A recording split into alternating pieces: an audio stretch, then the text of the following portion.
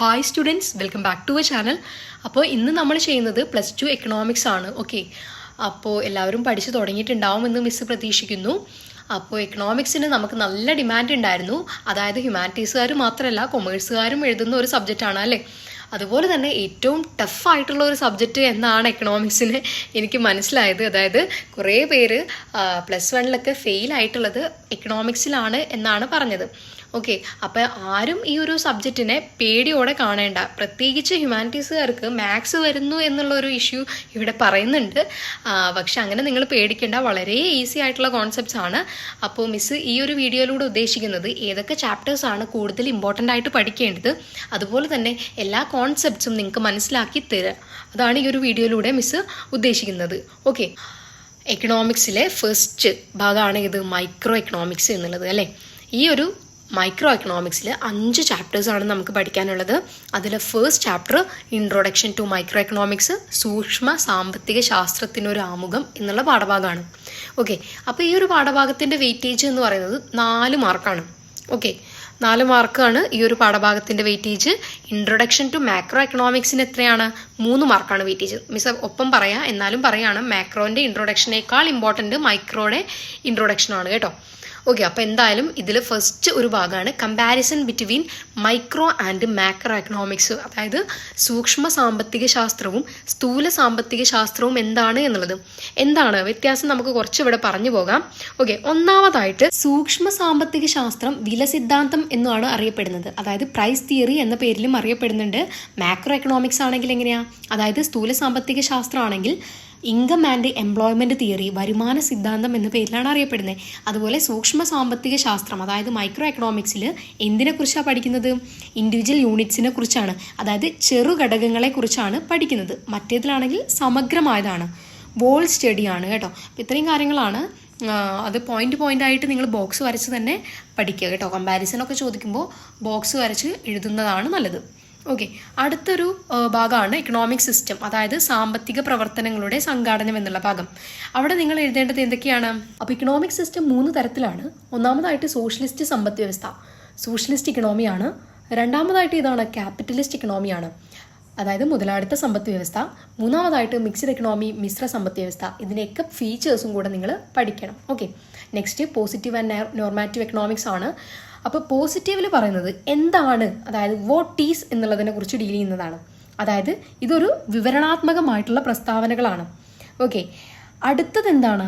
Normative ആണ്. നോർമാറ്റീവിൽ എന്തായിരിക്കണം എന്നതിനെ കുറിച്ച് ഡീൽ ചെയ്യുന്നതാണ്. അതായത് ഒരു എക്കണോമിക് ആക്ഷൻ വേണോ വേണ്ടയോ എന്നുള്ളതിനെ കുറിച്ചാണ് പഠിക്കുന്നത്. ഓക്കെ, അപ്പോൾ മറ്റേതാണെങ്കിൽ അതായത് പോസിറ്റീവ് എക്കണോമിക്സ് ആണെങ്കിൽ എങ്ങനെയാണ്? ആ ഒരു എക്കണോമിക് ആക്ഷൻ എന്താണ്, വാട്ട് ഈസ് എന്നുള്ളതിനെ കുറിച്ചാണ്. ഓക്കെ ആണല്ലോ.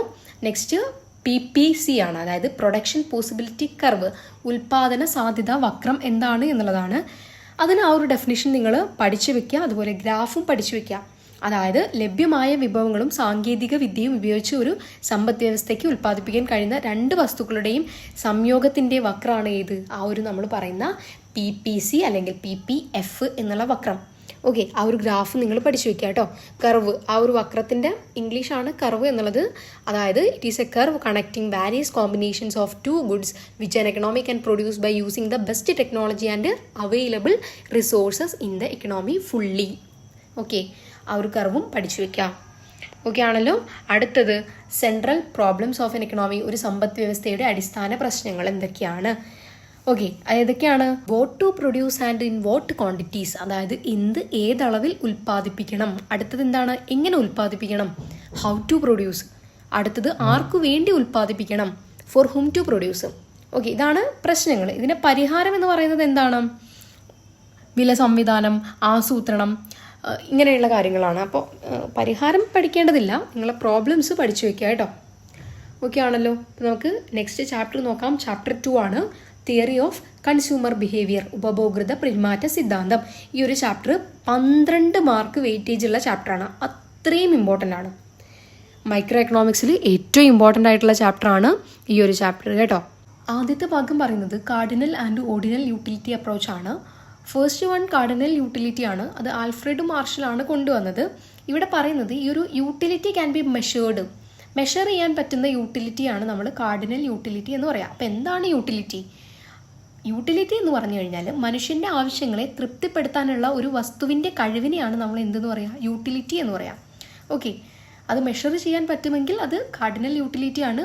ഓർഡിനൽ യൂട്ടിലിറ്റി എന്താണ്? ജെ.ആർ. ഹിക്സ് കൊണ്ടുവന്നതാണ്. ഇതെന്താണ്? നമുക്ക് മെഷർ ചെയ്യാനായിട്ട്, അളക്കാനായിട്ട് സാധിക്കില്ല, ബട്ട് നമുക്ക് കമ്പയർ ചെയ്യാനായിട്ട്, താരതമ്യം ചെയ്യാനായിട്ട് സാധിക്കും. അപ്പോൾ ഈ ഒരു ഭാഗത്ത് നിങ്ങളൊരു ടേം പരിചയപ്പെടും, TU-MU എന്ന് പറയുന്നത്. TU എന്ന് പറയുന്നത് ടോട്ടൽ യൂട്ടിലിറ്റി ആണ്, MU എന്ന് പറയുന്നത് മാർജിനൽ യൂട്ടിലിറ്റി ആണ്. ഈ ഒരു ടോട്ടൽ യൂട്ടിലിറ്റി എന്ന് പറയുന്നത് ഒരു സാധനത്തിൻ്റെ എല്ലാ യൂണിറ്റ് ഉപയോഗം ചെയ്യുമ്പോൾ ലഭിക്കുന്ന ആകെയുള്ള സാറ്റിസ്ഫാക്ഷൻ അല്ലെങ്കിൽ സംതൃപ്തിയാണ് നമ്മൾ എന്തെന്ന് പറയുക, ടോട്ടൽ യൂട്ടിലിറ്റി. മാർജിനൽ യൂട്ടിലിറ്റി എന്താണ്? അപ്പോൾ ഒരു യൂണിറ്റ് കൂടുതലായി ഉപഭോഗം ചെയ്യുമ്പോൾ അധികമായി ലഭിക്കുന്ന ഒരു സംതൃപ്തി, അതിനെയാണ് എന്തെന്ന് പറയുക, അധികമായിട്ട് വരുന്നതാണ് മാർജിനൽ യൂട്ടിലിറ്റി. അപ്പോൾ അത് മനസ്സിലാക്കി വെക്കുക കേട്ടോ. അടുത്തത് ബഡ്ജറ്റ് ലൈൻ ആണ്. കൃത്യമായിട്ട് പഠിക്കണം, അതിൻ്റെ ഇക്വേഷൻ കറക്റ്റായിട്ട് പഠിക്കണം. ഓക്കെ, എന്താണ് ബഡ്ജറ്റ് ലൈൻ? ഒരു കോൺസെപ്റ്റ് മിസ് തരാം. അതായത് വരുമാനം പൂർണ്ണമായിട്ട് ചെലവഴിച്ചുകൊണ്ട് വാങ്ങിക്കാൻ കഴിയുന്ന ബണ്ടിലുകളെ മാത്രം യോജിപ്പിച്ച് വരയ്ക്കുന്ന രേഖയെയാണ് നമ്മൾ ഒരു ബഡ്ജറ്റ് ലൈൻ എന്ന് പറയുന്നത്. അതായത് നമ്മുടെ വരുമാനം, ഇൻകം മൊത്തം ചെലവഴിച്ച് വാങ്ങിക്കാൻ പറ്റുന്ന കാര്യങ്ങൾ അത് കൂട്ടി യോജിപ്പിച്ച് വരയ്ക്കുന്ന ലൈനാണ് എന്ത്, ബഡ്ജറ്റ് ലൈൻ. അതിൻ്റെ ഇക്വേഷൻ നിങ്ങൾ പഠിച്ചു വയ്ക്കുക, P1 x1 + P2 x2 = M. Okay, അപ്പോൾ അത് പഠിച്ചു വയ്ക്കാം. അതുപോലെ തന്നെ അടുത്തൊരു കാര്യമാണ് എന്ത്, change in budget set. Okay, അതെന്താ അവിടെ പറയുന്നത്? അതായത് ബഡ്ജറ്റ് സെറ്റ് എപ്പോഴാണ് ചേഞ്ച് ആവുക? അത് ഡിപ്പെൻഡ് ഓൺ എന്താണ്, ഇൻകം ഓഫ് ദ കൺസ്യൂമർ. അതായത് ഉപഭോക്താവിൻ്റെ ഇംഗത്തെയും അതുപോലെ തന്നെ change in the price of good, അതായത് സാധനങ്ങളുടെ വിലയിലുണ്ടാകുന്ന മാറ്റത്തെയും അടിസ്ഥാനമാക്കിയിരിക്കും. അതായത് ഒരാൾ എന്ത് വാങ്ങുന്നത്, സാധനങ്ങൾ വാങ്ങുന്നത് അല്ലേ. അപ്പോൾ ഇത്രയും കാര്യങ്ങൾ. അപ്പോൾ എങ്ങനെയാണ് ഇൻകം കൺസ്യൂമറുടെ കൂടിക്കഴിഞ്ഞാൽ എന്ത് സംഭവിക്കും, കൺസ്യൂമറിൻ്റെ ഇൻകം കുറഞ്ഞു കഴിഞ്ഞാൽ എന്ത് സംഭവിക്കും, അതുപോലെ വിലയിൽ മാറ്റം വന്നാൽ, സാധനത്തിൻ്റെ വിലയിൽ മാറ്റം വന്നാൽ, കൂടിയാൽ കുറഞ്ഞാൽ എങ്ങനെയാണ്, ഈ ഗ്രാഫൊക്കെ നിങ്ങൾ കൃത്യമായിട്ട് പഠിച്ചു വെക്കണം. ഓക്കെ ആണല്ലോ? ഓക്കെ, അപ്പം മിസ് ഇവിടെ എല്ലാം ഐഡിയകളാണ് തരുന്നത് കേട്ടോ. നോട്ട് വേണമെങ്കിൽ മിസ്സിന് മെസ്സേജ് ചെയ്യുക, വളരെ എളുപ്പത്തിലുള്ള നോട്ട്സാണ്. ഓക്കെ, അപ്പോൾ എന്തായാലും അടുത്തത് ഇൻഡിഫറൻസ് കർവ്, നിസ്സംഗത വക്രം, വളരെ ഇമ്പോർട്ടൻ്റ് ആണ്. അവിടെ നിങ്ങൾ അതിൻ്റെ പ്രോപ്പർട്ടീസ്, ഫീച്ചേഴ്സ്, അതിൻ്റെ ധർമ്മങ്ങൾ എന്താണെന്നും കൂടെ പഠിച്ചു വെക്കണം. ഇമ്പോർട്ടൻ്റ് ആണ്, 4 മാർക്കിനൊക്കെ ചോദിച്ചിട്ടുള്ളതാണ് കേട്ടോ. അപ്പോൾ ഈ ഒരു ചാപ്റ്റർ വളരെ ഇമ്പോർട്ടൻ്റ് ആണ്.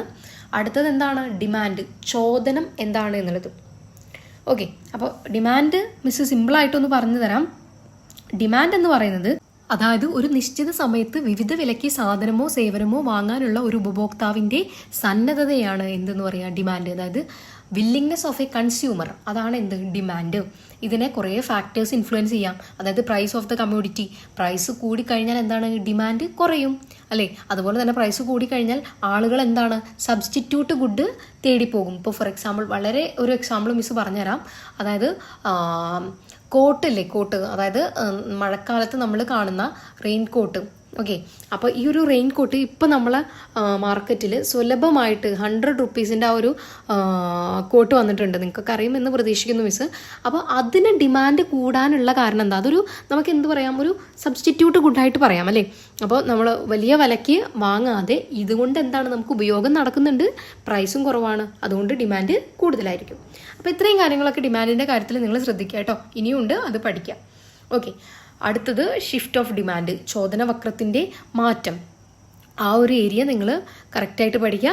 എന്തുകൊണ്ടൊക്കെയാണ്, എങ്ങനെയൊക്കെയാണ് shift of demand curve. Okay, demand കൂടി കഴിഞ്ഞാൽ എന്താണ് കർവിന് സംഭവിക്കുക, കുറഞ്ഞു കഴിഞ്ഞാൽ എന്താണ് സംഭവിക്കുക. ഓക്കെ, അടുത്തത് പ്രൈസ് ഇലാസ്റ്റിസിറ്റി ഓഫ് ഡിമാൻഡ്, വില ഇലാസ്തികത ചോദനത്തിൻ്റെയാണ്. അപ്പോൾ ഇവിടെ നിങ്ങൾക്ക് എന്താണ്, 5 കാര്യങ്ങളാണ് പഠിക്കാനുള്ളത്. Okay, elastic demand, inelastic demand, unitary elastic, perfectly elastic, perfectly inelastic. അതിൻ്റെ ഗ്രാഫും അതിൻ്റെ ഷേപ്പും പഠിക്കണം ഡിമാൻഡ് കർവിൻ്റെ കേട്ടോ. ഓക്കെ, അപ്പോൾ ഇത്രയും കാര്യങ്ങളാണ് ഈ ഒരു ചാപ്റ്ററിൽ നിന്ന്. വളരെ ഇമ്പോർട്ടൻ്റ് ആണ് ചാപ്റ്റർ. 3rd ചാപ്റ്റർ നോക്കാം ഇനി, പ്രൊഡക്ഷൻ ആൻഡ് കോസ്റ്റ്, ഉൽപ്പാദനവും ചെലവും. അപ്പോൾ ആദ്യത്തെ ഭാഗത്തിലേക്ക് പോകുന്നതിന് മുന്നേ എന്താണ് പ്രൊഡക്ഷൻ ഫംഗ്ഷൻ അല്ലെങ്കിൽ ഉൽപ്പാദന ധർമ്മം എന്താണ് എന്നുള്ളത് അറിയണം. അപ്പോൾ ഈ ഉൽപ്പാദന ധർമ്മം എന്ന് പറയുന്നത് ഇൻപുട്ടും ഔട്ട്പുട്ടും ബന്ധപ്പെട്ടിരിക്കുന്നു. അതായത് ഇൻപുട്ട് എന്ന് പറയുന്നത് എന്താണ്, നമ്മുടെ പ്രൊഡക്ഷനെ ഉപയോഗിക്കുന്ന കാര്യങ്ങൾ, അതായത് ക്യാപിറ്റൽ ആവട്ടെ, ഇൻവെസ്റ്റ്മെൻ്റ് ആവട്ടെ, പ്രയത്നം ആവട്ടെ, ഇതൊക്കെ എന്താണ്, ഇൻപുട്ടായിട്ട് പറയാം അല്ലേ. ഔട്ട്പുട്ട് എന്താണ്, ഇത് ഉപയോഗിച്ച് ഉൽപ്പാദിപ്പിക്കുന്ന സാധനങ്ങളെയാണ് അല്ലെങ്കിൽ സേവനങ്ങളെയാണ് നമ്മൾ എന്തെന്ന് പറയുന്നത്, ഉൽപ്പന്നം അല്ലെങ്കിൽ ഔട്ട്പുട്ട് എന്ന് പറയുന്നത്. ഓക്കെ. അപ്പോൾ ഇൻപുട്ടും ഔട്ട്പുട്ടും തമ്മിൽ ബന്ധമുണ്ട്. അതായത് ഇൻപുട്ടിൽ മാറ്റം വരുമ്പോൾ ഔട്ട്പുട്ടിലും മാറ്റം വരുന്നത്, അത് ഇവ തമ്മിലുള്ള ബന്ധത്തെയാണ് എന്തെന്ന് പറയുക, ഉൽപ്പാദന ധർമ്മം അല്ലെങ്കിൽ പ്രൊഡക്ഷൻ ഫംഗ്ഷൻ. അതായത് ഇൻപുട്ടിൽ മാറ്റം വരുമ്പോൾ ഔട്ട്പുട്ടിലും മാറ്റം വരുന്നു. ഇൻപുട്ടും ഔട്ട്പുട്ടും തമ്മിലുള്ള ബന്ധത്തെ ഉൽപ്പാദന ധർമ്മം എന്ന് പറയുന്നു. ഓക്കെ ആണല്ലോ. ഓക്കെ. അപ്പോൾ ഉൽപ്പാദന ധർമ്മം 2 തരത്തിലാണ്. ഒന്ന് ഹ്രസ്വകാല ഉൽപ്പാദന ധർമ്മവും ദീർഘകാല ഉൽപ്പാദന ധർമ്മവും, അതായത് ലോങ് റണ്ണും ഷോർട്ട് റണ്ണും. അപ്പോൾ ഇവ തമ്മിൽ എന്താണ് ബന്ധം എന്നുള്ളത് പഠിച്ചു വെക്കുക. അതുപോലെ ഷോർട്ട് റണ്ണിൽ നിങ്ങൾ മെയിനായിട്ട് പഠിക്കേണ്ടതാണ് ഏത്, ടി പിയും എ പിയും എം പിയും. TP, AP, MP ഇതെന്താണ് എന്നുള്ളത് മനസ്സിലാക്കുക. ഓക്കെ ആണല്ലോ. ഒക്കെ വളരെ എളുപ്പമാണ്. മിസ് അതാണ് ആദ്യം തന്നെ പ്രൊഡക്ഷൻ ഫംഗ്ഷൻ എന്താണ് എന്ന് പറഞ്ഞത് കേട്ടോ. അടുത്തത് law of diminishing marginal product അല്ലെങ്കിൽ ലോ ഓഫ് വാരിയബിൾ പ്രൊപ്പോർഷൻ, അപചയ സീമാന്ത ഉൽപ്പന്ന നിയമം എന്താണ് എന്നുള്ളതാണ്. ഓക്കെ. അപ്പോൾ ഇവിടെ പറയുന്നത് എന്താണെന്ന് വെച്ചാൽ ഇതൊരു ഷോർട്ട് റൺ പ്രൊഡക്ഷൻ ഫംഗ്ഷനാണ്, ഹ്രസ്വകാല ഉൽപ്പാദന ധർമ്മമാണ്. ഇവിടെ ഇൻപുട്ട്, വാരിയബിൾ ഇൻപുട്ടിന് മാറ്റം വരുത്തിക്കൊണ്ട്, ഫിക്സ്ഡ് ഇൻപുട്ട് മാറ്റം വരുത്താതെ വാരിയബിൾ ഇൻപുട്ടിന് മാറ്റം വരുത്തിക്കൊണ്ട് ചെയ്തു കഴിഞ്ഞാൽ ഒരു പോയിന്റ് എത്തുമ്പോൾ എന്താണ്, അത് ഡിമിനിഷ് ആവും. അല്ലെങ്കിൽ എന്താണ്, ഒരു പരിധിക്ക് ശേഷം ആദ്യം വർദ്ധിക്കും, പിന്നെ ഒരു പരിധിക്ക് ശേഷം എന്താണ്, കുറയുകയും ചെയ്യും എന്നുള്ളതാണ്. അപ്പോൾ അങ്ങനെ മാർജിനൽ പ്രൊഡക്ഷൻ കുറയുന്നതാണ് എന്ത്, ഈ ഒരു ലോ പറയുന്നത്. ഓക്കെ, ഈ ഒരു നിയമം പറയുന്നത്. അപ്പോൾ എന്താണ് എന്നുള്ളത് കറക്റ്റ് ഡെഫിനിഷൻ പഠിച്ചു വെക്കുക കേട്ടോ. അടുത്ത ഭാഗമാണ് റിട്ടേൺസ് ടു സ്കെയിലാണ്. ഇത് ലോങ് റണ്ണിലാണ് പറയുന്നത് കേട്ടോ. തോതനുസരിച്ചുള്ള പ്രത്യയം 3 തരത്തിലാണ്. ഒന്ന് എന്താണ്, ഇൻക്രീസിങ് റിട്ടേൺ ടു സ്കെയിലാണ്, തോതനുസരിച്ചുള്ള വർധന പ്രത്യയമാണ്. അടുത്തത് കോൺസ്റ്റന്റ് റിട്ടേൺ ടു സ്കെയിൽ, അതുപോലെ ഡിക്രീസിങ് റിട്ടേൺ ടു സ്കെയിൽ. ഇവ കറക്റ്റായിട്ട് മനസ്സിലാക്കി വയ്ക്കാം. ഓക്കെ. അടുത്തത് നമ്മൾ കോസ്റ്റിനെ കുറിച്ചാണ് പറയുന്നത്. 4മത്തത് നമ്മൾ ഓൾറെഡി പറഞ്ഞതാണ്. ഓക്കെ. കോസ്റ്റ് എന്ന് പറയുന്നത് എന്താണ്, സാധനങ്ങളോ സേവനങ്ങളോ ഉൽപ്പാദിപ്പിക്കുന്നതിന് ഉൽപ്പാദകൻ മുടക്കുന്ന ചെലവാണ് എന്ത്, മുടക്കേണ്ടി വരുന്ന ചെലവിനെയാണ്, എക്സ്പെൻസസിനെയാണ് കോസ്റ്റ് എന്ന് പറയുന്നത്. അത് ഷോർട്ട് റണ്ണും ഉണ്ട് ലോങ് റണ്ണും ഉണ്ട്. ഷോർട്ട് റണ്ണിലാണെങ്കിൽ SAC, AVC, SMC. അപ്പോൾ ഇതൊക്കെ എന്തിൻ്റെ കോസ്റ്റ് ആണ് എന്ന് മനസ്സിലാക്കി വെക്കുക. Long run cost LRAC, LRMC. അപ്പോൾ ഇവ തമ്മിൽ മെയിനായിട്ട് AVC, MCയും അതുപോലെ തന്നെ SAC, AVCയും തമ്മിലുള്ള ബന്ധം നിങ്ങൾ പഠിച്ചു വെക്കുക കേട്ടോ. അപ്പോൾ ഇത്രയും കാര്യങ്ങളാണ്, വളരെ എളുപ്പമാണ്. ഏതൊക്കെയാണ്, വാരിയബിൾ ഇൻപുട്ടും അതുപോലെ ഫിക്സ്ഡ് ഇൻപുട്ടും. ഈ കാര്യങ്ങളാണ് ആ ഒരു ചാപ്റ്ററിൽ മെയിനായിട്ട് മനസ്സിലാക്കി വെക്കേണ്ടത്. ഓക്കെ. അത് മനസ്സിലാക്കി കഴിഞ്ഞാൽ ബാക്കിയുള്ള കോൺസെപ്റ്റ് ഒക്കെ നിങ്ങൾക്ക് മനസ്സിലാവും. ഓക്കെ ആണല്ലോ. ഓക്കെ. അടുത്തത് ചാപ്റ്റർ 4 ആണ്, theory of firm under perfect competition, പൂർണ്ണകിട മത്സര കമ്പോളത്തിൻ്റെ സിദ്ധാന്തം. അതിൽ first question, features of perfect competition, പൂർണ്ണകിട മത്സര കമ്പോളത്തിന്റെ സവിശേഷതകൾ. ഒരു 2-3 നമുക്ക് പറയാം. ഒന്നാമതായിട്ട് എന്താണ്, ധാരാളം വിൽപ്പനക്കാരും വാങ്ങുന്നവരും ഉള്ള ഒരു മാർക്കറ്റ് സിറ്റുവേഷൻ ആണ് പെർഫെക്റ്റ് കോമ്പറ്റീഷൻ എന്ന് പറയുന്നത്. അതുപോലെ തന്നെ ഇവിടെ എന്താണ്, ഹോമോജനസ് പ്രോഡക്റ്റ് ആയിരിക്കും, അതായത് ഏകജാതീയ ഉൽപ്പന്നങ്ങളായിരിക്കും, ഏകദേശം പ്രോഡക്ട്സ് ഒക്കെ ഒരുപോലെ ആയിരിക്കും. അടുത്തത് എന്താണ്, യൂണിഫോം പ്രൈസ് ആയിരിക്കും, ഏക വിലയായിരിക്കും. അതുപോലെ കമ്പോളത്തെക്കുറിച്ച് പൂർണ്ണ അറിവുണ്ടായിരിക്കും. അതുപോലെ ട്രാൻസ്പോർട്ട് കോസ്റ്റ് കുറവായിരിക്കും, freedom of entry and exit. ഇത്രയും കാര്യങ്ങളൊക്കെ നിങ്ങൾക്ക് പഠിച്ചു വെക്കാം. എത്ര പോയിന്റ് പഠിക്കാൻ പറ്റുമോ അത്രയും പഠിച്ച് എഴുതാം. ഓക്കെ. അപ്പോൾ മാക്സിമം മിനിമം എന്ത് ചെയ്യുക, ഒരു 4 പോയിന്റെങ്കിലും നിങ്ങൾ പഠിച്ചു വെക്കുക കേട്ടോ. അടുത്തത് profit maximisation under short run and long run, അതായത് കമ്പോളത്തിൽ ലാഭം പരമാവധിയാക്കൽ. അതായത് ലാഭം പരമാവധി വർദ്ധിപ്പിക്കുക എന്നതാണ് എല്ലാ ഉൽപ്പാദകർ, അതായത് പ്രൊഡ്യൂസേഴ്സിൻ്റെയും പ്രധാന ലക്ഷ്യം എന്ന് പറയുന്നത് തന്നെ അല്ലേ. അപ്പോൾ മൊത്തം വരുമാനവും മൊത്തം ചെലവും തമ്മിലുള്ള വ്യത്യാസം അങ്ങനെ കിട്ടുന്നത്, അതായത് ചെലവെല്ലാം കഴിച്ചുകൊണ്ട് അതുപോലെ തന്നെ വരുമാനത്തിൽ നിന്ന് ചെലവെല്ലാം കിഴിച്ചുകൊണ്ട് കിട്ടുന്ന ഒരു ശതമാനമാണ് അല്ലെങ്കിൽ ഒരു ഭാഗമാണ് നമ്മുടെ ലാഭം എന്ന് പറയുന്നത്. അപ്പോൾ ലാഭം വർദ്ധിപ്പിക്കുക എന്നുള്ളതാണ് എല്ലാ പ്രൊഡ്യൂസേഴ്സിൻ്റെയും ഉൽപ്പാദകരുടെയും ലക്ഷ്യം എന്ന് പറയുന്നത്. അപ്പോൾ അതെങ്ങനെയൊക്കെയാണ്, ഷോർട്ട് റണ്ണിൽ എങ്ങനെയാണ്, ലോങ് റണ്ണിൽ എങ്ങനെയാണ്. ഇവിടെ നിങ്ങൾ ഗ്രാഫ് തീർച്ചയായിട്ടും പഠിച്ചിരിക്കണം. അതുപോലെ തന്നെ ഒരു 3 കണ്ടീഷനും അവിടെ പറയുന്നുണ്ട് രണ്ടിലും കേട്ടോ. അപ്പോൾ അത് നിങ്ങൾ പഠിച്ചു വയ്ക്കാം. ഓക്കെ ആണല്ലോ. അടുത്തത് ഷട്ട് ഡൗൺ പോയിന്റ് എന്താണ്, അടച്ചുപൂട്ടൽ അവസ്ഥ എന്താണ് എന്നുള്ളത് അവിടെ നിങ്ങൾ എന്ത് പഠിക്കണം, ഗ്രാഫ് പഠിക്കണം കേട്ടോ. അപ്പോൾ ഷട്ട് ഡൗൺ പോയിന്റ് എന്ന് പറയുന്നത് ഒരു സ്ഥാപനം ഉൽപാദനം നിർത്തിപ്പോകുന്ന സാഹചര്യത്തെയാണ് എന്തെന്ന് പറയാം, അടച്ചുപൂട്ടൽ അവസ്ഥ എന്ന് പറയുന്നത്. ഓക്കെ. അപ്പോൾ ഇത് ഷോർട്ട് റണ്ണിലാണ് ഉണ്ടാവുന്നത്, അത് നിങ്ങൾ നോക്കി വെക്കുക കേട്ടോ. അടുത്തത് എന്താണ്, ബ്രേക്ക് ഈവൻ പോയിന്റ് എന്താണ് എന്നുള്ളത്. അപ്പോൾ ബ്രേക്ക് ഈവൻ പോയിന്റ് എന്ന് പറയുന്നത് TR = TC ആണ്. അതായത് ടോട്ടൽ റവന്യൂ = ടോട്ടൽ കോസ്റ്റ് ആകുമ്പോൾ, അതായത് ആ സമയത്ത് എന്താണ്, അവിടെ പ്രോഫിറ്റും ഉണ്ടാവില്ല, ലോസും നഷ്ടവും ഉണ്ടാവില്ല, ലാഭവും നഷ്ടവും ഉണ്ടാവാത്ത ഒരവസ്ഥ. അതാണ് ബ്രേക്ക് ഈവൻ പോയിന്റ് എന്ന് പറയുന്നത്. ഓക്കെ. നെക്സ്റ്റ് സപ്ലൈ ആണ്, അതായത് പ്രധാനം. അതായത് ഇവിടെ എന്താ പറയുന്നത്, ഉൽപാദന കമ്പോളത്തിൽ വിൽക്കാൻ തയ്യാറായ ഉൽപാദനത്തിൻ്റെ അളവിനെയാണ് എന്ത് പറയുക, സപ്ലൈ എന്ന് പറയാം കേട്ടോ. അപ്പോൾ സപ്ലൈയിൽ ഉണ്ടാവുന്ന ചേഞ്ച്, 2 ടൈപ്പ് ചേഞ്ച് ആണ്. അതായത് മൂവ്മെൻറ്റ് അലോങ് സപ്ലൈ കർവും അതുപോലെ തന്നെ ഷിഫ്റ്റ് ഓഫ് സപ്ലൈ കർവും ആണ് കേട്ടോ. അപ്പോൾ അത് പഠിച്ചു വെക്കുക. അതുപോലെ അടുത്തത് പ്രൈസ് ഇലാസ്റ്റിസിറ്റി ഓഫ് സപ്ലൈ ആണ്, പ്രധാനത്തിൻ്റെ വില ഇലാസികത. 5 ടൈപ്പാണ്, അതിൻ്റെ ഗ്രാഫും പഠിച്ചു വെക്കുക കേട്ടോ. അപ്പോൾ ഇത്രയും കാര്യങ്ങളാണ് ഈ ഒരു ചാപ്റ്ററിൽ നിന്ന് നമുക്ക് പഠിക്കാനായിട്ടുള്ളത്. നെക്സ്റ്റ് ചാപ്റ്റർ നോക്കാം. ചാപ്റ്റർ 5 ആണ് മാർക്കറ്റ് ഇക്വിലിബ്രിയം, കമ്പോള സന്തുലിതാവസ്ഥ. ഓക്കെ, അപ്പോൾ ഈ ഒരു ചാപ്റ്ററിൻ്റെ വെയിറ്റേജ് വരുന്നത് 6 മാർക്കാണ് കേട്ടോ. അപ്പോൾ ഇവിടെ നമുക്ക് ഫസ്റ്റ് ഭാഗം നോക്കാം. Equilibrium, excess demand, excess supply, സന്തുലിതാവസ്ഥ, അധിക ചോദനം, അധിക പ്രാധാന്യം. അപ്പോൾ എപ്പോഴാണ് ഇക്വിലിബ്രിയം വരിക, ഡിമാൻഡും സപ്ലൈയും ഈക്വൽ ആയിരിക്കുന്ന സമയത്താണ് ഇക്വിലിബ്രിയം അല്ലെങ്കിൽ സന്തുലിതാവസ്ഥ എന്ന് പറയുന്നത്. അടുത്തത് അധിക ചോദനം, എക്സസ് ഡിമാൻഡ് എപ്പോഴാണ്, അതായത് മാർക്കറ്റിൽ ഡിമാൻഡ് കൂടുകയും സപ്ലൈ കുറയുകയും ചെയ്യാം. ഓക്കെ, ഡിമാൻഡ് കൂടുകയും സപ്ലൈ കുറയുകയും ചെയ്യുമ്പോൾ എക്സസ് ഡിമാൻഡ് ആണ്. അടുത്തത് എക്സസ് സപ്ലൈ എപ്പോഴാണ്, മാർക്കറ്റിൽ സപ്ലൈ എന്താണ്, കൂടുതലാണ് ഇതിനേക്കാൾ, ഡിമാൻഡിനേക്കാൾ. അപ്പോൾ എക്സസ് സപ്ലൈ കേട്ടോ, എളുപ്പമല്ലേ. അടുത്തത് shift in demand and supply, ചോദന പ്രധാനത്തിലെ ഒന്നിച്ചുള്ള മാറ്റങ്ങൾ. അപ്പോൾ ഇവിടെ ഗ്രാഫ് നിർബന്ധമായിട്ടും പഠിച്ചു വെക്കുക കേട്ടോ. അടുത്തത് price ceiling and price floor, അതായത് വിലപരിധിയും തറവിലയും.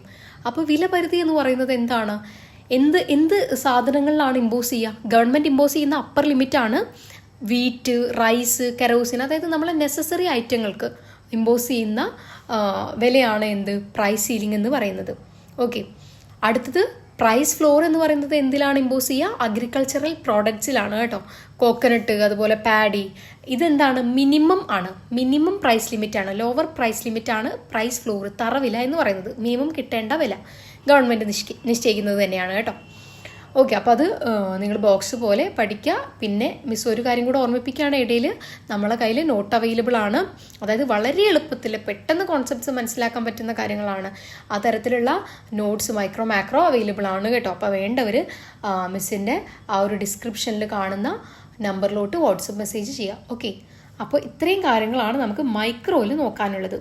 ഓക്കെ, അപ്പോൾ ഇനി നമുക്ക് മാക്രോ എക്കണോമിക്സ് നോക്കാം. അതിലെ first chapter introduction to macroeconomics ആണ്. അപ്പോൾ ഈ ഒരു ചാപ്റ്റർ 3 മാർക്കാണ് വെയിറ്റേജ് വരുന്നത്. ഓക്കെ, അപ്പോൾ ഇതിലെ ഫസ്റ്റ് ഭാഗമാണ് എമർജൻസ് ഓഫ് മാക്രോ എക്കണോമിക്സ്, സ്ഥൂല സാമ്പത്തിക ശാസ്ത്രത്തിൻ്റെ ഉദയം. എപ്പോഴാണ്, എങ്ങനെയാണ്, എന്ത് കാരണങ്ങൾ കൊണ്ടാണ്, ഇതൊക്കെ വളരെ എളുപ്പമാണ് കേട്ടോ. അടുത്തത് സെക്ടേഴ്സ് ഓഫ് ദി ഇക്കണോമി, സമ്പദ് വ്യവസ്ഥയുടെ വിവിധ മേഖലകൾ ഏതൊക്കെയാണ്, 4 മേഖലകളാണ് ഉള്ളത് അല്ലേ. അപ്പോൾ ഒന്നാമതായിട്ട് ഹൗസ് ഹോൾഡ് സെക്ടർ, ഗാർഹിക മേഖല. രണ്ടാമതായിട്ട് ഏതാണ്, ഫെർം സെക്ടർ, അതായത് സ്ഥാപനങ്ങൾ, ബിസിനസ് മേഖല. മൂന്നാമതായിട്ട് ഗവൺമെൻറ് സെക്ടറാണ്. 4മതായിട്ട് എക്സ്റ്റേണൽ സെക്ടർ, ബാഹ്യ മേഖല. ഓക്കെ ആണല്ലോ, അതെന്താണ് എന്നുള്ളത് ചെറുതായിട്ടൊന്ന് പഠിച്ചു വെക്കുക കേട്ടോ. ഓക്കെ, അപ്പോൾ നമുക്ക് നെക്സ്റ്റ് ചാപ്റ്റർ നോക്കാം. ചാപ്റ്റർ 7 ആണ് നാഷണൽ ഇൻകം അക്കൗണ്ടിങ്, ദേശീയ വരുമാനം കണക്കാക്കൽ. വളരെ ഇമ്പോർട്ടൻ്റ് ആയിട്ടുള്ള ചാപ്റ്ററാണ് കേട്ടോ, വളരെ ഇമ്പോർട്ടൻ്റ് ആണ്. 12 മാർക്കാണ് വെയിറ്റേജ് വരുന്നത് ഈ ഒരു ചാപ്റ്ററിന്. ഓക്കെ, അപ്പോൾ നമുക്ക് ആദ്യത്തെ ഭാഗം നോക്കാം. ഗുഡ്സ്, ചരക്ക് എന്താണ്. അപ്പോൾ ഇവിടെ നമുക്ക് 2 തരത്തിലുള്ള ഗുഡ്സ് ആണ്, ഇൻ്റർമീഡിയറ്റ് ഗുഡും ഫൈനൽ ഗുഡും. ഓക്കെ, അപ്പോൾ ഫൈനൽ ഗുഡ് 2 തരത്തിലുണ്ട്, consumer good, capital good. Okay, അപ്പോൾ അതെല്ലാം പഠിച്ചു വെക്കുക കേട്ടോ. അടുത്തത് സർക്കുലർ ഫ്ലോ ഓഫ് ഇൻകം ആണ്, വരുമാനത്തിൻ്റെ ചാക്രിക പ്രവാഹം. അപ്പോൾ ഇതെന്താ പറയുന്നത്, ആ ഒരു ഡയഗ്രാം നിങ്ങൾ തീർച്ചയായിട്ടും പഠിച്ചു വെക്കുക കേട്ടോ. ഈ ഒരു വരുമാനത്തിൻ്റെ ചാക്രിക പ്രവാഹത്തിൽ എന്താണ് പറയുന്നത്, അതായത് സമ്പദ് വ്യവസ്ഥയിലെ വിവിധ സെക്ടേഴ്സ്, മേഖലകൾ തമ്മിൽ എന്താണ് പരസ്പര ആശ്രയമുണ്ട്, അതുപോലെ പരസ്പര ബന്ധമുണ്ട് എന്ന് കാണിക്കുന്ന ഒരു ഡയഗ്രാമാണ്. അത് കറക്റ്റായിട്ട് വിശദീകരിച്ച് എഴുതണം. എസ്സേ ക്വസ്റ്റ്യൻ ആണ് കേട്ടോ, വളരെ ഇമ്പോർട്ടൻ്റ് ആയിട്ടുള്ള ഒരു ചാപ്റ്ററും കൂടെയാണ് ഇത്. ഓക്കെ, അടുത്തത് സ്റ്റോക്സ് ആൻഡ് ഫ്ലോസ് ആണ്, ശേഖരങ്ങളും പ്രവാഹങ്ങളും. എന്താണ് ശേഖരം അല്ലെങ്കിൽ സ്റ്റോക്ക് എന്ന് പറയുന്നത് എന്താണ്, അതായത് നിശ്ചിത സമയം ഒരു പോയിന്റിൽ അളക്കാൻ കഴിയുന്ന വാരിയബിൾസിനെ വിളിക്കുന്ന പേരാണ് എന്ത്, സ്റ്റോക്ക് എന്നുള്ളത്. ഓക്കെ, അതുപോലെ ഫ്ലോ എന്ന് പറയുന്നത് എന്താണ്, ഒരു നിശ്ചിത കാലയളവിൽ ടൈം പീരീഡിൽ അളക്കാൻ കഴിയുന്ന വാരിയബിൾ ആണ് ഫ്ലോ എന്ന് പറയുന്നത്. ഓക്കെ ആയല്ലോ ഇത്. ഓക്കെ, അടുത്തത് അതിന് എക്സാമ്പിളൊക്കെ വെച്ച് നിങ്ങൾക്ക് മനസ്സിലാക്കാം കേട്ടോ. ഇൻവെൻട്രി ആണ്, അതായത് ഒരു സ്ഥാപനത്തിൽ ഒരു വർഷത്തിൽ നിന്ന് അടുത്ത വർഷത്തേക്ക് കൈമാറുന്ന വിൽക്കാൻ കഴിയാത്ത ഉൽപ്പന്നങ്ങളാണ്. അതായത് ചിലപ്പോൾ ഭാഗികമായിട്ട് ഉൽപ്പാദിപ്പിച്ചതാവാം, അതുപോലെ അസംസ്കൃത പദാർത്ഥങ്ങളാവാം. ഇങ്ങനെയുള്ളതിനെയാണ് നമ്മൾ ഇൻവെൻട്രി എന്ന് പറയുന്നത്. ഓക്കെ, അടുത്തത് gross investment and net investment, മൊത്ത നിക്ഷേപവും അറ്റ നിക്ഷേപവും. അപ്പോൾ ഇതൊക്കെ നന്നായിട്ട് പഠിക്കേണ്ട കാര്യങ്ങളാണ്. ഇക്വേഷൻ ഉള്ളത് അതുപോലെ പഠിച്ചു വെക്കണം കേട്ടോ. അപ്പോൾ മൊത്ത നിക്ഷേപം അല്ലെങ്കിൽ ഗ്രോസ് ഇൻവെസ്റ്റ്മെൻറ്റ് എന്ന് പറഞ്ഞു കഴിഞ്ഞാൽ ക്യാപിറ്റൽ ഗുഡ് പാർട്ടായിട്ടുള്ള ഫൈനൽ ഔട്ട്പുട്ടുകളെയാണ് പറയുന്നത്. ഫോർ എക്സാമ്പിൾ പറയുകയാണെങ്കിൽ മെഷീൻസ്, ഓക്കെ, അതുപോലെ തന്നെ വെഹിക്കിൾസ്, അതൊക്കെ എന്താണ് ക്യാപിറ്റൽ അടങ്ങിയിട്ടുള്ള ഫൈനൽ ഗുഡ്സ് ആണ്. ഓക്കെ, അതുപോലെ നെറ്റ് ഇൻവെസ്റ്റ്മെൻറ്റ് എന്ന് പറഞ്ഞു കഴിഞ്ഞാൽ addition to the existing stock of capital ആണ്. അതായത് ക്യാപിറ്റലിൻ്റെ നിലവിലുള്ള ശേഖരത്തോട് സ്റ്റോക്ക് കൂട്ടിച്ചേർക്കുന്നതാണ് എന്ത് നെറ്റ് ഇൻവെസ്റ്റ്മെൻറ്റ് അല്ലെങ്കിൽ അറ്റ നിക്ഷേപം എന്ന് പറയുന്നത്. അപ്പോൾ വളരെ ഇമ്പോർട്ടൻ്റ് ആണ്, പഠിച്ചു വയ്ക്കുക, ഇക്വേഷനും കാര്യങ്ങളൊക്കെ നോക്കി വയ്ക്കുക. Next measurement of national income, ദേശീയ വരുമാനം കാണുന്ന രീതികളാണ് അത്രയും important. Okay, S A question ആണ്, മസ്റ്റ് ആയിട്ട് പഠിക്കണം. ഓക്കെ, നിങ്ങൾ ഏത് പഠിച്ചിട്ടില്ലെങ്കിലും ഈ ഒരു ക്വസ്റ്റ്യൻ മസ്റ്റ് ആണ് കേട്ടോ. അപ്പോൾ ഏതാണ് 3 രീതികളാണ്: പ്രൊഡക്റ്റ് മെത്തേഡ്, ഉൽപ്പന്ന രീതി, അടുത്തത് എക്സ്പെൻഡിച്ചർ മെത്തേഡ്, ചെലവ് രീതി, അടുത്തത് ഇൻകം മെത്തേഡ്, വരുമാന രീതി. ഓക്കെ, അപ്പോൾ എന്തായാലും അത് പഠിച്ചു വയ്ക്കുക, ഇക്വേഷനും കാര്യങ്ങളും ഡെറിവേഷനും ഒക്കെ പഠിച്ചു വയ്ക്കുക. ഓക്കെ, അടുത്തത് നോമിനൽ ആൻഡ് റിയൽ GDP, നാമമാത്ര GDP യും യഥാർത്ഥ GDP യും എന്താണെന്നുള്ളത് മനസ്സിലാക്കുക. അടുത്തത് CPI ആൻഡ് WPI. ഇവിടെ എന്താ പറയുന്നത്? കൺസ്യൂമർ പ്രൈസ് ഇൻഡെക്സും അതുപോലെ തന്നെ ഹോൾസെയിൽ പ്രൈസ് ഇൻഡെക്സും, ഉപഭോക്തൃ വില സൂചികയും മൊത്ത വില സൂചികയും കമ്പാരിസൺ ആണ്, ബോക്സ് വരച്ചെഴുതുക.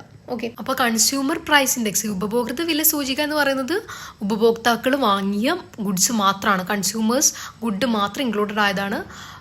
ഹോൾസെയിൽ പ്രൈസ് ഇൻഡെക്സിലാണെങ്കിൽ എങ്ങനെയാണ്? ഓൾ ഗുഡ്സ് ഇൻക്ലൂഡഡ് ആണ്, എക്കണോമിയിലെ അതായത് സമ്പദ് വ്യവസ്ഥയിലെ മൊത്തം ചരക്കുകളും ഇൻക്ലൂഡഡ് ആണ്. അതുപോലെ തന്നെ ഉപഭോക്തൃ വില സൂചികയിൽ എന്താണ്? ഇമ്പോർട്ടഡ് ഗുഡ്സ് ഇൻക്ലൂഡഡ് ആണ്. പക്ഷേ മൊത്ത വില സൂചികയിൽ എന്താണ്? ഇമ്പോർട്ടഡ് ഗുഡ്സ് ഇൻക്ലൂഡഡ് അല്ല. അപ്പം അത്രയും കാര്യങ്ങളൊക്കെ കമ്പയർ ചെയ്ത് പഠിക്കുക കേട്ടോ. ഇവിടെ പിന്നെ നിങ്ങൾക്ക് GNP യും GDP ഡിഫ്ലേക്ടറും അതും നിങ്ങൾക്ക് നോക്കി വെക്കാം. അത്രയും ഇമ്പോർട്ടൻ്റ് അല്ല, എന്നാലും ഫുൾ മാർക്കൊക്കെ പ്രതീക്ഷിക്കുന്നവർ എന്തായാലും അത് നോക്കി വെക്കുക. ഓക്കെ, അടുത്ത ചാപ്റ്റർ നോക്കാം. ചാപ്റ്റർ 8 ആണ് മണി ആൻഡ് ബാങ്കിങ്, പണവും ബാങ്കിങ്ങും. അപ്പോൾ ഈ ഒരു ചാപ്റ്ററിൻ്റെ വെയിറ്റേജ് വരുന്നത് 6 മാർക്സ് ആണ് കേട്ടോ. അപ്പോൾ നമുക്ക് ഫസ്റ്റ് ഭാഗം നോക്കാം. ഫങ്ഷൻസ് ഓഫ് മണി ആണ്, പണത്തിൻ്റെ ധർമ്മങ്ങൾ. നമുക്കറിയാം 3 തരമാണ്: primary function, secondary function, contingent function. അപ്പോൾ അത് ഏതൊക്കെയാണ് എന്നുള്ളത് നിങ്ങൾ പഠിച്ചു വെക്കുക കേട്ടോ. അടുത്തത് ഡിമാൻഡ് ഫോർ മണിയാണ്, പണത്തിൻ്റെ ചോദനം. എത്രയാണ്? ട്രാൻസാക്ഷൻ മോട്ടീവ് ഉണ്ട്, പ്രിക്വേഷണറി മോട്ടീവ് ഉണ്ട്, സ്പെക്കുലേറ്റീവ് മോട്ടീവ് ഉണ്ട്. 3 തരമാണ് അല്ലേ?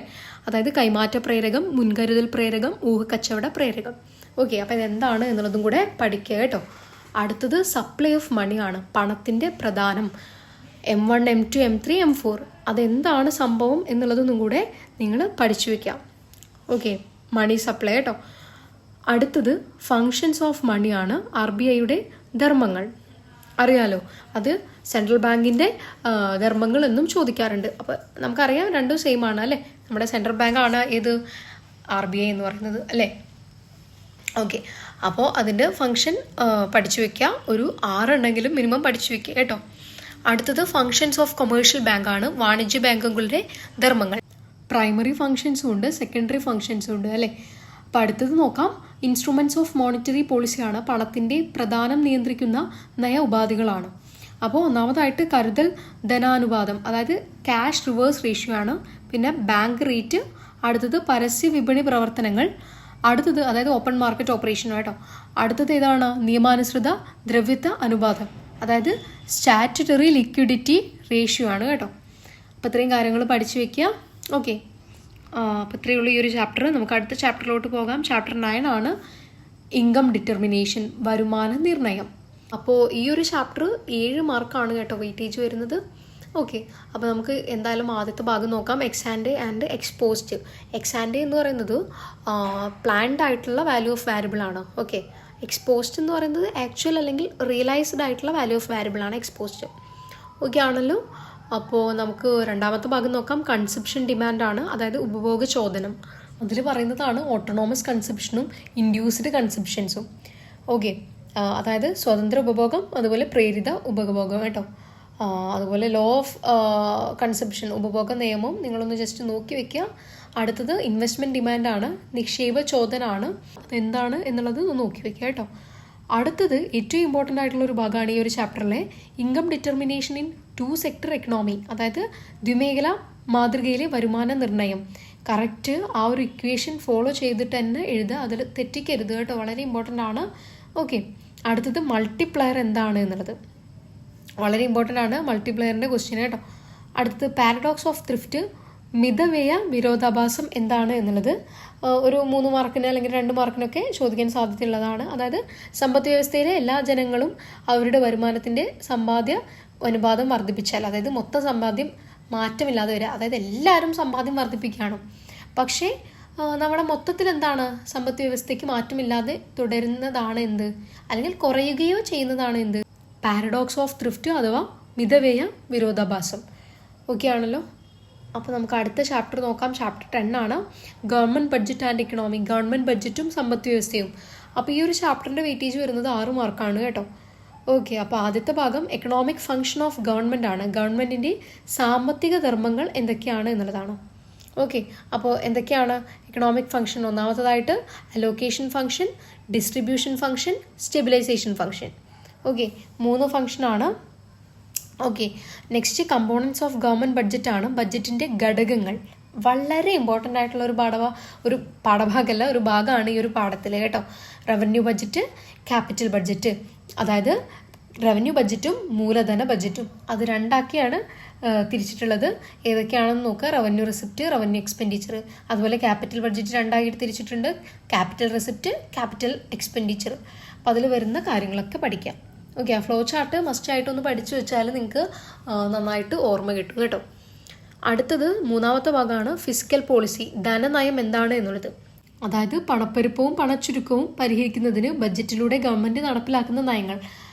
ചുരുക്കി പറഞ്ഞാൽ ഗവൺമെൻറ് നടപ്പിലാക്കുന്ന നയങ്ങളെയാണ് എന്തെന്ന് പറയുക, ധനനയം എന്ന് പറയുക, ഫിസിക്കൽ പോളിസി കേട്ടോ. അടുത്ത ഭാഗമാണ് determination of equilibrium income. Okay, അതിൻ്റെ ഇക്വേഷൻ പഠിച്ചു വയ്ക്കുക. നെക്സ്റ്റ് ഗവൺമെൻറ് എക്സ്പെൻഡിച്ചർ മൾട്ടിപ്ലയർ, അതെന്താണ് എന്നുള്ളതൊന്ന് ജസ്റ്റ് നോക്കി വയ്ക്കുക കേട്ടോ, അത്രയും ഇമ്പോർട്ടൻ്റ് അല്ല എന്നാലും. ഓക്കെ, ഗവൺമെൻറ്റിൻ്റെ ചെലവ് ഗുണകം. ഓക്കെ ആണല്ലോ ഈ ഒരു ചാപ്റ്റർ. ഓക്കെ, നെക്സ്റ്റ് ചാപ്റ്റർ നോക്കാം. ചാപ്റ്റർ 11 ആണ് ഓപ്പൺ എക്കണോമി, മാക്രോ എക്കണോമിക്സ്, സ്ഥൂല സാമ്പത്തിക ശാസ്ത്രവും തുറന്ന സമ്പദ് വ്യവസ്ഥയും. ഈ ഒരു ചാപ്റ്ററും 6 മാർക്കാണ് വെയിറ്റേജ് വരുന്നത്. ഓക്കെ, അപ്പോൾ ഇതിലെ ഫസ്റ്റ് ഭാഗമാണ് ലിങ്കേജസ് ഇൻ ഇൻ്റർനാഷണൽ ട്രേഡ്, പുറം ബന്ധങ്ങൾ. അപ്പോൾ ഇതിൽ 3 തരമാണ് പറയുന്നത്. ഒന്നാമതായിട്ട് product market linkage, 2 financial market linkage, factor market linkage ആണ് 3ാമതായിട്ട്. അതായത് ഉൽപ്പന്ന കമ്പോള ബന്ധം, ധനകാര്യ കമ്പോള ബന്ധം, തൊഴിൽ കമ്പോള ബന്ധം. ഓക്കെ ആണല്ലോ, അതെന്താണ് എന്നുള്ളതും കൂടെ ചെറുതായിട്ട് പഠിച്ചു വയ്ക്കുക കേട്ടോ.